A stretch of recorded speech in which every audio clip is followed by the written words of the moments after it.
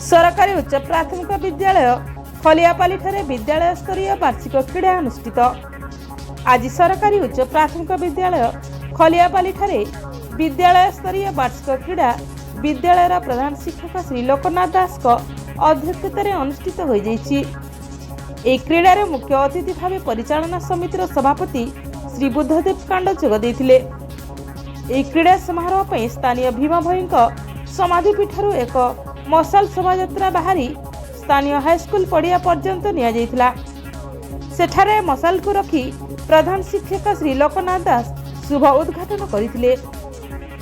प्राक प्राथमिक प्राथमिक और उच्च प्राथमिक छात्र छात्री को नहीं 3टी वर्ग रे भाग करी खेल करा जाइथिला।